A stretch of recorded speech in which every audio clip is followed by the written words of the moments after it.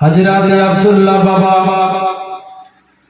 বাড়ির ভিতরে চিৎকার করে কান্না করতে আরম্ভ করেছে। রব্বুল আলামিন, আমার নয় ভাই মক্কা শরীফ পৌঁছে গেল, আমি কেন পৌঁছিতে পারলাম না?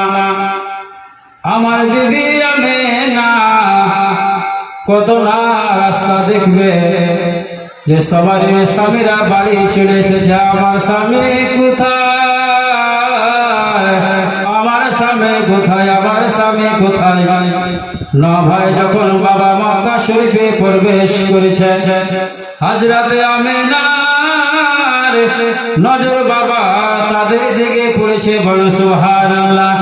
হযরত আমেনা কান্না করতে করতে তাদের কাছে যে উপস্থিত হয়ে গেল। হযরত হারিসকে বলে, ভাই গো, আমার স্বামী কোথায়, আমার আব্দুল্লাহ কোথায়? হারিস বলে, আমেনা তুমি আর কান্না করো না আমেনা। হযরত আব্দুল্লাহ পেটে অনেক ব্যথা উঠেছে, হযরত আব্দুল্লাহ শরীর খারাপ হয়ে গেছে আমেনা, তার জন্য তাকে আমরা আমার মামুর বাড়ি রেখে চলে এসেছি, আমার মামার বাড়ি রেখে চলে এসেছি। আমেনা তুমি আর কান্না করো না, কান্না করো না বাবাজি ভাইরা। আমেনা বাবা কান্না করতে করতে হযরত আব্দুল মুত্তালিবের কাছে যে পৌঁছে গিয়েছে, বলতে আরম্ভ করলো, হুজুর আব্বা গো, আপনার নয়খানা বেটা মক্কা শরীফ ফেরত চলে আসলো, আপনার ছেলে মক্কা শরীফ ফেরত চলে আসলো। আব্বা হুজুর, আমার স্বামী কোথায়, আমার স্বামী কোথায়? আমার স্বামীর জন্য আমি ছুটে বেড়াচ্ছি। হযরত আব্দুল মুত্তালিব হযরত হারিসকে বলেন, বেটা রে,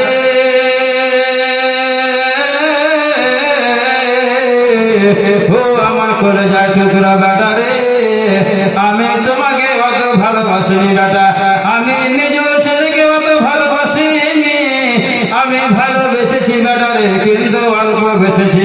আমার ছোট ছেলে, ছোট সন্তান আব্দুল্লাহকে আমি জান প্রাণ দিয়ে ভালোবেসেছি। আরে যাও যাও যাও, তুমি আব্দুল্লাহকে নিয়ে এসো। হযরত হারিস রাদিয়াল্লাহু তাআলা আনহু রাস্তা দিয়ে যেতে আরম্ভ করেছে। বাবা কিছুক্ষণ রাস্তা যাওয়ার পরে দেখতে পায় রাস্তাতে অনেক মানুষ জমা হয়ে রয়েছে। হযরত হারিস চিন্তিত হয়ে গেল, রাস্তায় কেন অনেক লোক জমা হয়ে রয়েছে, রাস্তায় কেন অনেক লোকের ভিড় হুজুম আমি দেখতে পাচ্ছি। হযরত হারিস এক পা দু পা করে উঠে তাদের কাছে পৌঁছে গেল। তাদেরকে জিজ্ঞাসা করা হলো, আল্লাহর বান্দা মানব জাতি, তোরা কেন রাস্তায় ভিড় লাগিয়ে রেখেছো? তোমরা একটু সরো সরো, কে মারা গিয়েছে আমাকে একটু দেখতে দাও। তারা বলতে আরম্ভ করেছে, আপনাকে দেখতে হবে না, আপনাকে দেখতে হবে না, মক্কা শহরে একজন আব্দুল্লাহ নামে একজন ব্যক্তি মারা গিয়েছে।